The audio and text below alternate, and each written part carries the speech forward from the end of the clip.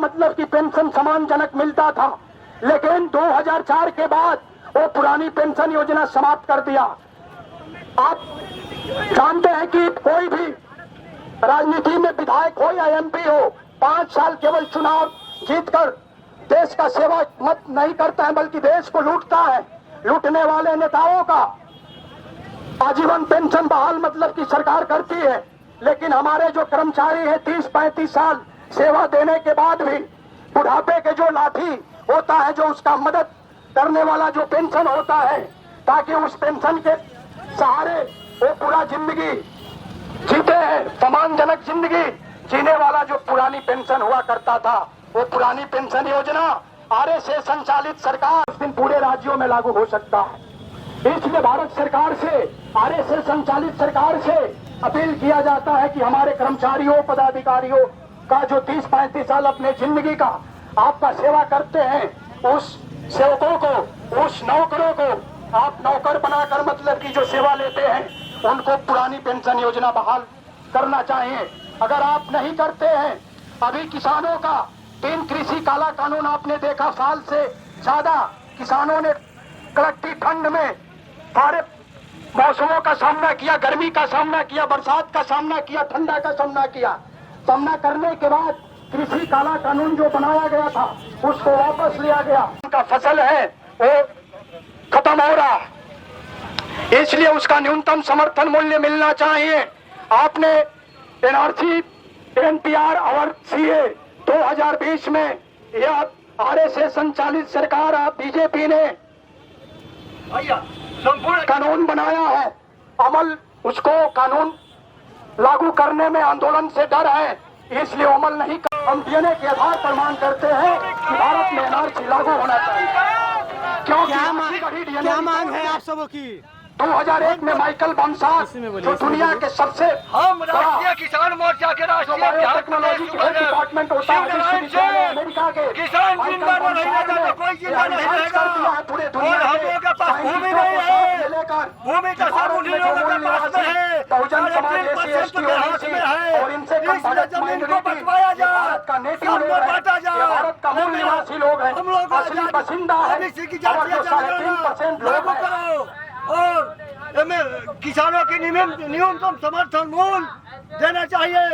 हम किसान धान, गेहूं, हजारों प्रकार के चीज पैदा करते हैं और कोई मूल्य नहीं मिल रहा है। इसलिए सरकार को हम लोग गिराने वाले हैं, चलने नहीं देंगे।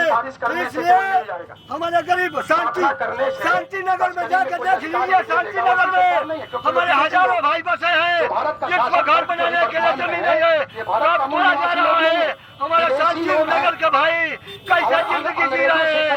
यही आजादी है क्या? यही आजादी है? बोलता है लोग कि भारत विश्व गुरु है। आज भारत को ऐसा कगार पर रखा है कि America, England, London, Germany, Japan वो हंस रहा है। गौतम बुद्ध साहब के समय में, गौतम बुद्ध साहब के समय में कितने यूनिवर्सिटियां थे, सभी यूनिवर्सिटियां बंद हो गई, सब प्राइवेटीकरण हो रहा है। क्योंकि हम लोग संविधान को मानने, मूल निवासी इस देश का शासक बनेगा तो मूल निवासी पर ही राज करेगा, मजा आएगा। अरे उन लोगों पर 3.5 वालों पर भविष्य में हम लोग राज करेंगे, उनको विश्वास है कि राज करेंगे? विश्वास है भाई, विश्वास है, अटल विश्वास है, और जीते जी करेंगे। हाँ, चाहेंगे आप जिस तरह से अभी जो है देश के अंदर जाम किए हुए थे और एम्बुलेंस भी फंसा हुआ था, स्टूडेंट फंसा हुआ था। अभी देखिए सारे जो भी कार्यकर्ता बंधु है, चाहे महिला हो, चाहे युवा हो, विद्यार्थी हो, ये हमारे बुजुर्ग मतलब के क्रांतिकारी साथी है, उन तमाम साथियों से अपील करते हैं कि आप हमेशा, क्योंकि आपको पहले से हिदायत दिया गया है कि संविधान और कानून के दायरे में ही रहकर 1 रुपया का किसी का नुकसान नहीं करना है, चाहे वो सरकारी संपत्ति हो, चाहे निजी संपत्ति हो, उसको अंगुली तक नहीं लगाना। मतलब कि हिस्से की लड़ाई भी लड़ रहे हैं। हो जाएगा सर बहुत जल्द, मतलब कि आप ही हम निवेदन करते हैं, बहुत जल्द हो जाए, बहुत जल्द सर। परेशानी तो देखो इस देश में कोई भी है जो आज़ादी खत्म नहीं उसकी वही रहेगी। हाँ रहेगी। रहेगी तो मैं इसका क्या तो ये तमाम कुछ नहीं है, कभी भारत कभी सुधरने वाला ही नहीं है। बात सुधरने वाला ही नहीं है। ये आप कह रहे हैं कि बात नहीं सुधरेगा। परिचय सर आपका। देखिए उनसे भी नहीं सुधर सकता है। हाँ एसी एसटी ओबीसी आपने देखो जो सरकार में रहेगा देखा होगा कि छात्रवृत्ति जो स्कॉलर मिलता था बच्चों को स्कॉलर बनने के लिए, नाम क्या होगा आपका? आप पढ़े लिखे लोग हैं, आप जानते हैं कि प्राथमिक विद्यालय से बच्चों को छात्रवृत्ति क्यों दिया जाता है, स्कॉलर क्यों दिया जाता है। मानिए राम स्कॉलरशिप इसलिए दिया जाता है कि हमारा बच्चा आगे चलकर स्कॉलर जो बनेगा। है और बिहार लेकिन सुधरने वाला स्कॉलर जो बनने के लिए छात्रवृत्ति दिया जाता था वो कहता है तो एक सनातनी कहता है। इसलिए हम कांग्रेस बीजेपी कांग्रेस के व्यवस्था से हम टकराना चाहते हैं। संविधान के दायरे में रहकर मूल निवासी आपके शरीर में ऐसा एविडेंस है, सबूत है, साक्ष्य है, जो डीएनए जिसको डिऑक्सी न्यूक्लिक एसिड कहा जाता है, उसके आधार पर साइंस का यह मामला है, विज्ञान का मामला है। अगर जांच किया जाएगा तो पता चल जाएगा कि आपका डीएनए भारत से मिल रहा है कि भारत के बाहर से मिल रहा है। तो भारत के मूल निवासी एससी एसटी ओबीसी, इनसे धर्म परिवर्तित जो सिख हैं, जो ईसाई हैं, जो जैन हैं, लिंगायत हैं, बौद्ध हैं, सारे भारत के मूल निवासी हैं। यानी 85% भारत के नेटिव लोग हैं, मूल निवासी है, और ब्राह्मण जो है भारत का विदेशी है, भारत का रहने वाला नहीं। मतलब आप कह रहे हैं कि ब्राह्मण विदेशी है? डीएनए से चेक कर लिया है। हम नहीं कह रहे, डीएनए कह रहा, डीएनए कह रहा है, हम नहीं कह रहे, इसलिए डीएनए चेक नहीं करा। आप देख सकते हैं हम नहीं कह रहे, हम नहीं। आए हुए हैं, आप देखते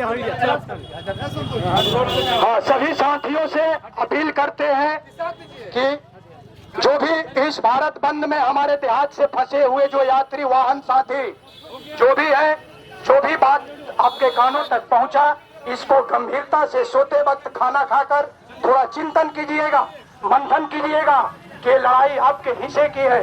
इस लड़ाई में आपको भविष्य में साथ देना होगा, और ये लड़ाई जब तक आजादी मिल नहीं जाता है तब तक ये लड़ाई रुकने वाला नहीं है।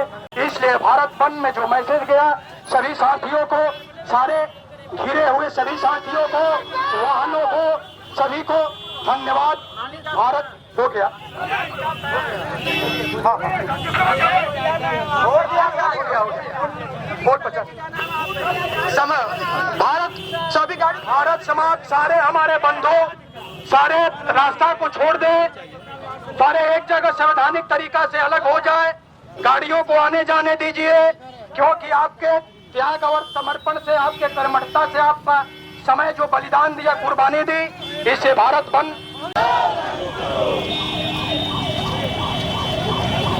मजदूरों के विरोध में बनाए गए श्रम कानून वापस लो,